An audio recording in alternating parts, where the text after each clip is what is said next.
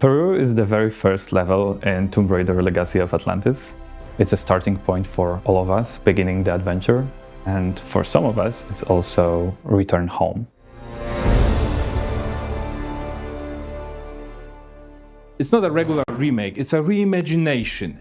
The things that players fell in love from 20, 30 years ago, and how would they imagine it right now? We start the journey in Peru, in the Andes. Beautiful location. Lots of classic Lara Croft and Tomb Raider iconography from the first Tomb Raider, obviously.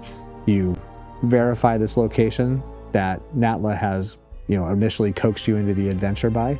And that music swells, you're stepping into the snow. It's that classic globe-trotting adventure beat where you're like, cool, I'm in a new space, and what's going to be behind the next corner? I remember very well the very first intro in the mountains in Peru. That was like one of my strongest memories with her. And from there, it's going in and discovering the story of this lost Incan world and this battle that they had with the invading conquistadors as you're trying to find the Tomb of Qualopec. The long hidden, long forgotten place that actually no one in our fictional world actually ever been there. So there's mountain caves, city of Vilcabamba, Lost Valley, and Tomb of Qualopec. City of Vilcabamba historically was raided by Spanish soldiers.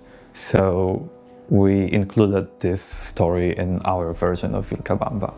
Even starting in mountain caves, you may notice like a battlefield, and the gate actually served as, a bastion for Incan people to hold against the Spanish.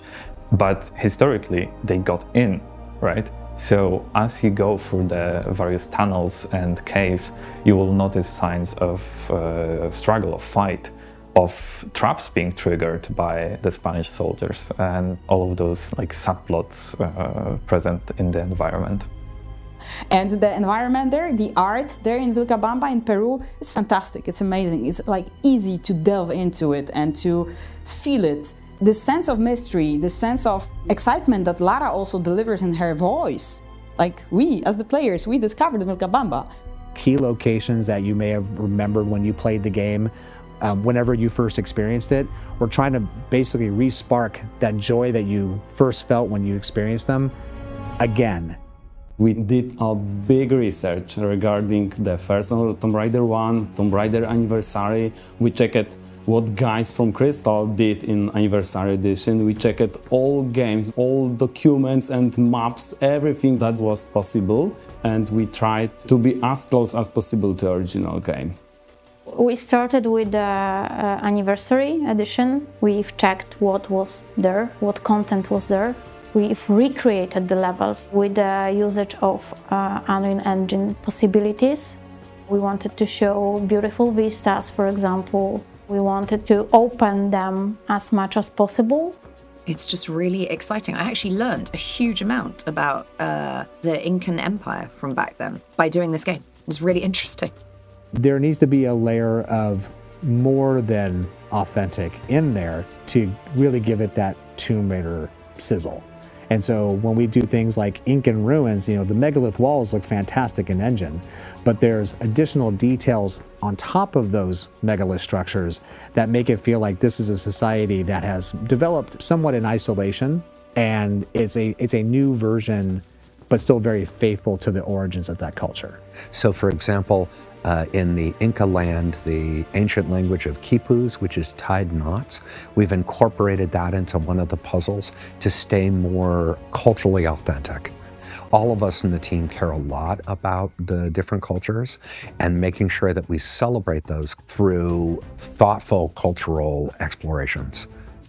Every single walls are, having the angle like 5 to 10 degrees, something like that. They have a trapezoid shape of the doorways to preserve the building from earthquakes.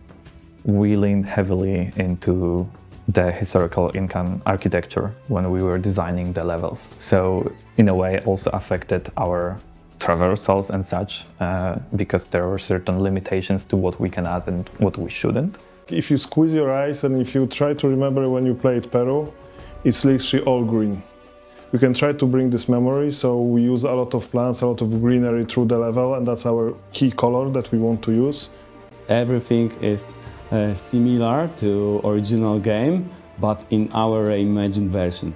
To make sure people feel that it is the same Lara that it was 30 years ago, but a little bit different. As you progress through the level, you start noticing that, hey, some things are out of place. They don't really belong here, but they are part of this Incan structure here. As you go through the level and then you encounter dinosaurs and you're like, what's up with that? And then you enter the tomb of Qualopec and you start noticing, there's even more weird stuff going on. I definitely want to see live reactions to all of the areas we designed and how people receive them. So I'm super curious how fans and how players react to it. Peru is a combination of very talented people who put a lot of their effort into this, including me. And I remember playing this game as a kid for the very first time. I hope the feeling that caught me back then is the one that you will get playing this one. Now, what would you hope to discover in Peru? Begin your adventure and pre-order Tomb Raider: Legacy of Atlantis now.